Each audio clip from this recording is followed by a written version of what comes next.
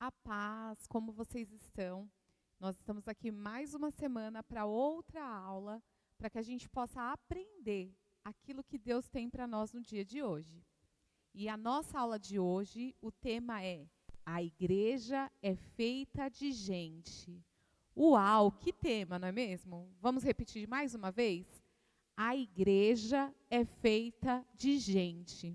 Às vezes, quando a gente ouve isso, vem logo uma estranheza em nosso ouvido pensando: de gente? A igreja não é feita de tijolo, não é feita de cimento, piso, de pessoas. Sim, a igreja é feita de pessoas. A igreja é feita de mim, de você, de cada coleguinha, né, de cada um que faz parte da igreja. Vamos entender como que isso funciona e quando tudo isso foi explicado para nós?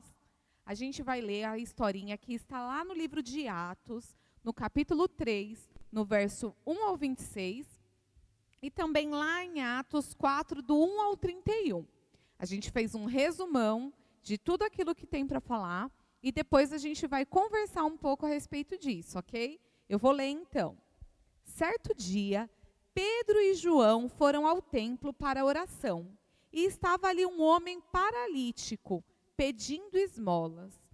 Quando o homem viu Pedro e João entrando e pediu-lhe uma esmola, e Pedro disse: Eu não tenho nenhum dinheiro, mas o que eu tenho eu lhe dou, e pelo poder do nome de Jesus Cristo, levante-se e ande. No mesmo instante, o homem ficou de pé e começou a andar. E todos que viram ficaram admirados. Então Pedro e João começaram a falar ao povo. E logo chegaram o chefe da guarda do templo e os soldados, e prenderam os dois e o colocaram na cadeia. No dia seguinte, as autoridades perguntaram a eles: Com que poder vocês fizeram isso? E Pedro respondeu: Este homem foi curado pelo poder do nome de Jesus Cristo, aquele por meio da qual podemos ser salvos. Então ordenaram a Pedro e a João que não falassem mais nada a respeito de Jesus. Mas Pedro e João responderam: Devemos obedecer primeiro a Deus do que aos homens. Quando Pedro e João foram soltos, eles voltaram para o seu grupo e contaram e oraram juntos, dizendo: Senhor, estende a mão para curar, a fim de que milagres sejam feitos. Quando terminaram de orar, o lugar onde estavam reunidos tremeu. Então todos ficaram cheios do Espírito Santo e começaram a anunciar corajosamente a palavra de Deus. Que poderosa essa história, não é mesmo? Quando a gente lê aqui, Pedro e João, eles estão chegando ali na igreja. Jesus já havia morrido, já havia subido aos céus. E eles já tinham recebido o amigo Espírito Santo, como a gente falou na última aula. E aí Pedro e João, eles estão chegando no templo, e quando uma pessoa, um pedinte, pede a eles uma esmola, um dinheiro, algo, porque ele queria comer, porque ele precisava se sustentar. E Pedro e João avisam: olha, eu não tenho nada de dinheiro aqui, mas eu tenho algo maravilhoso e poderoso, que pode mudar a sua vida e mudar a sua história. E oferece a ele que pelo poder de Jesus Cristo, que havia subido aos céus, morreu, mas ressuscitou, ele poderia ser curado naquele momento. Então, no momento em que eles falam que pelo poder de Jesus, aquele homem seja curado, aquele paralítico, que é uma pessoa que não anda, que ele tinha problemas ali e não conseguia se locomover sozinho, como muitas vezes a gente consegue. Ele foi curado pelo poder de Deus, e ele no mesmo momento levantou e começou a andar. As pessoas que estavam em volta viram que o poder de Jesus, que eles haviam falado, era muito forte e ficaram muito admirados por aquele poder. Então, quando os guardas perceberam e os chefes daquela sinagoga, daquele templo perceberam que eles estavam falando em nome de Jesus, eles no mesmo momento mandaram os guardas irem lá e prender a João e prender a Pedro. Porque não podia, eles não criam que Jesus realmente era o Filho de Deus. Então, nesse momento, João e Pedro vão para a prisão. E aí passou algum tempo que eles estavam ali, passou a noite e no outro dia, eles chegaram para João e para Pedro e falaram assim: olha, a gente vai soltar vocês, mas vocês não podem mais falar que Jesus é poderoso e que vocês fizeram isso no nome de Jesus. E João e Pedro, eles viram para aqueles homens e falam de forma muito corajosa: não importa o que vocês estão falando, nós iremos continuar falando que Jesus é poderoso e que Ele cura as pessoas. E nós preferimos obedecer a Ele, nós preferimos obedecer a Deus. E nesse mesmo momento, aqueles homens não gostaram muito da resposta dele, mas Pedro e João foi solto. E quando eles saem dali, eles vão logo se encontrar com seus amigos, com as pessoas que fazem parte da igreja, né, as pessoas que são a igreja, e começam a contar aquilo que Jesus tinha feito. E como Jesus havia curado aquele paralítico, como Deus era poderoso, como é poderoso, e que havia curado aquele paralítico. E nesse momento, lembra que a semana passada a gente falou que quando o Espírito Santo veio como um vento muito forte, como um barulho muito forte, e encheu aquelas pessoas da alegria dele? Nesse mesmo momento que eles estavam contando daquilo que Jesus fez, o que aconteceu? Um barulho muito forte, e o Espírito Santo veio sobre aquelas pessoas novamente. E eles foram cheios do Espírito Santo e encorajados, eles ficaram cheios de coragem. Não importa se eles fossem presos ou não, mas que eles iriam falar do poder de Jesus. Que maravilhoso isso, não é mesmo? E aí a gente imagina, né? A gente está falando aqui que essas pessoas, elas foram cheias do Espírito Santo e começaram a pregar e falar da palavra de Deus.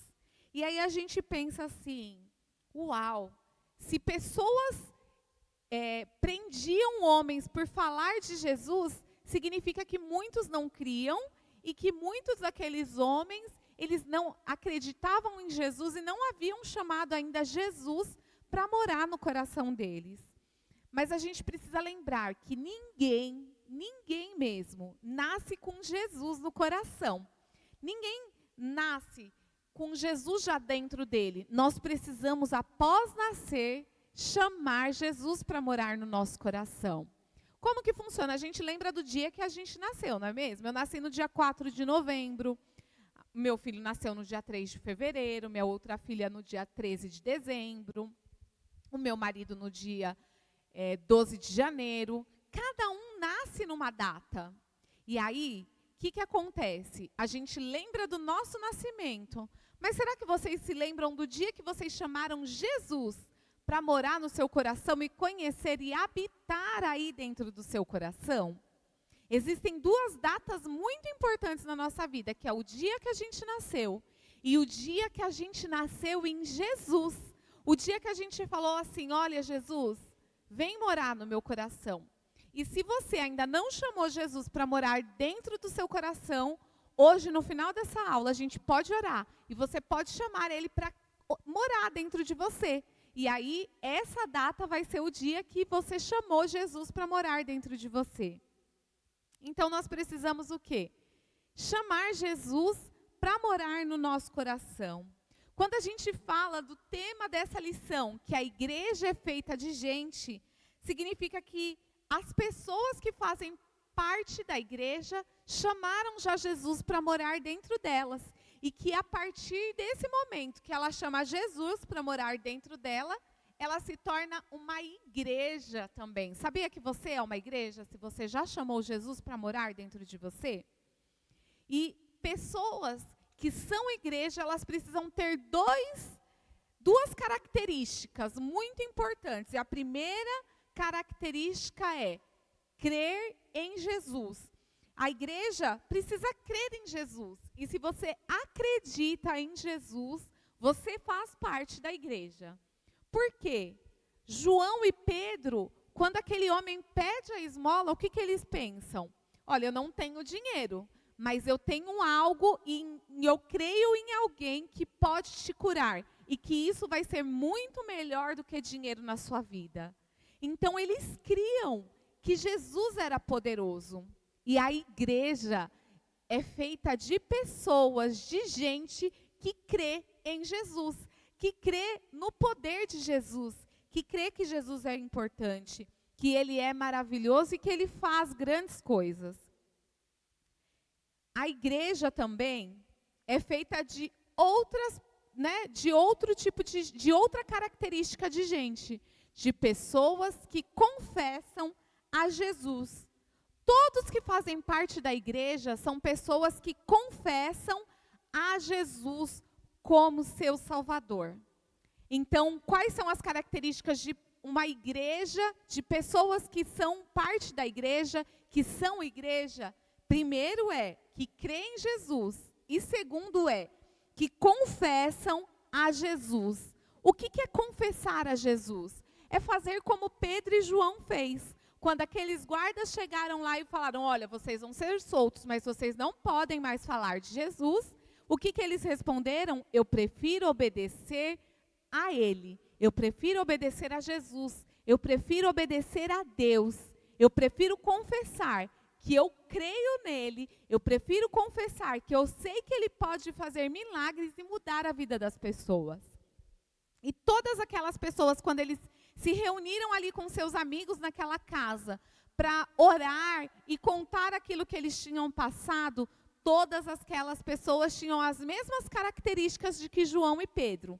Eles criam que Jesus era poderoso e eles confessaram que eles acreditavam nisso. E por isso, eles, cheios do Espírito Santo, pregaram e continuaram a falar de Jesus.